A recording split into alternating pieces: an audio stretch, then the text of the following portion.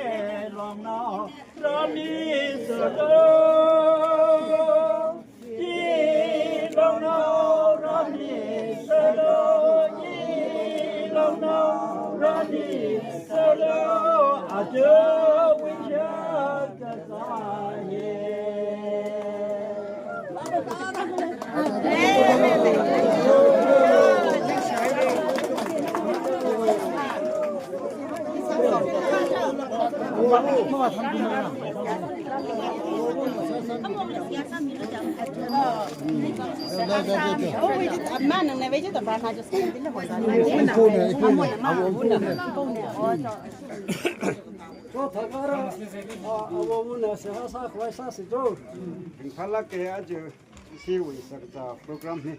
Reverend Somita from the Hog Pop when the Kupin Tanda Jingri and a thanvakhami wang Reverend Ningthi Ara Ngalava si simko hina Ngalava hili mayara siwi simni thanvakhra eina awui aka sada eina ngatanlak salala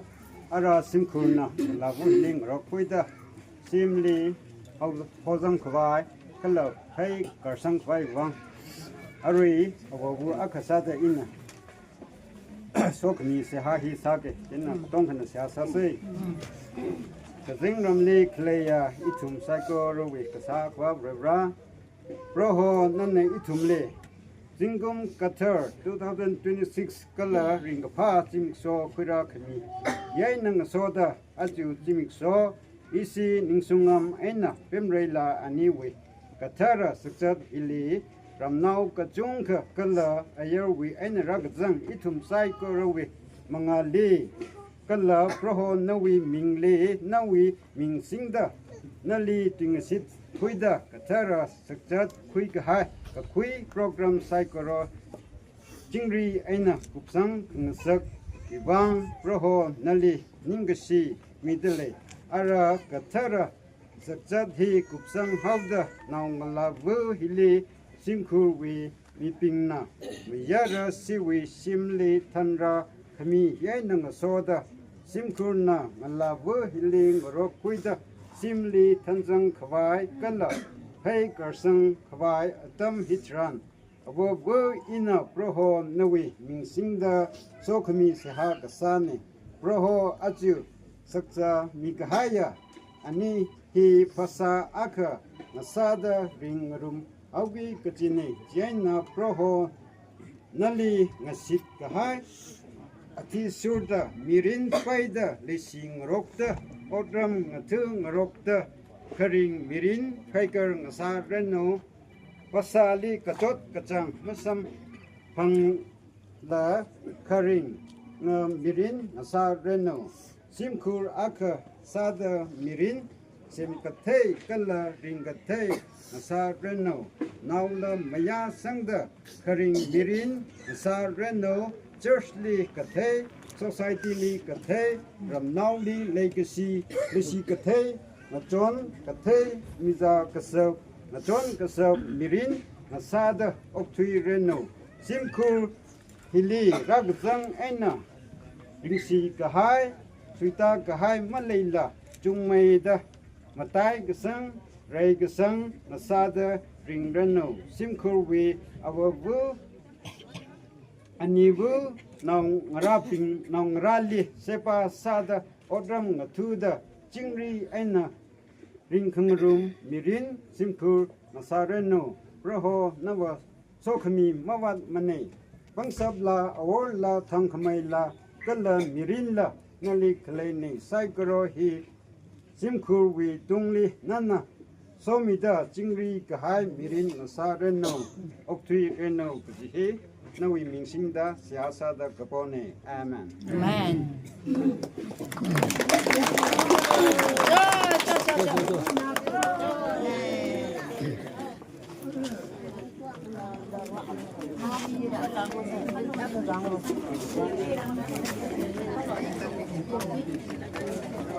Ghiền Mì